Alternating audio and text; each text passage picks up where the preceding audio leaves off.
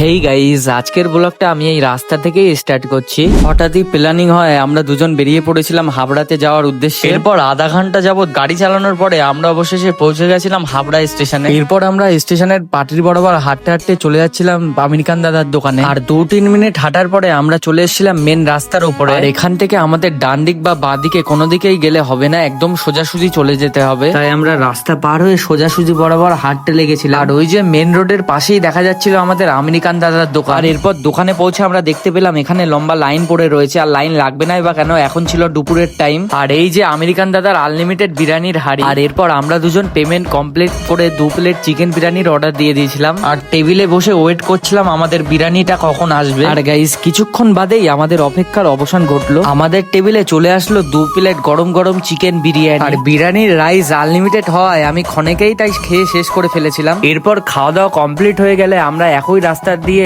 হাবড়া স্টেশনের দিকে চলে যাচ্ছিলাম। আর স্টেশনে পৌঁছে একটা বন্ধুর সাথে দেখা হয়ে গেছিল, তাই ও বাড়ির দিকে যাচ্ছিল বলে ওকেও আমাদের সাথে নিয়ে নিয়েছিলাম। আর এরপর একসাথে 3 জনই বাড়ির দিকে চলে যাচ্ছিলাম। সো বাড়ির দিকে যেতে যেতে ব্লগটা আমি এখানেই এন্ড করছি। লাইক শেয়ার কমেন্ট করতে ভুলবেন না। দেখা হচ্ছে পরের ভিডিওতে, ততক্ষণের জন্য বাই।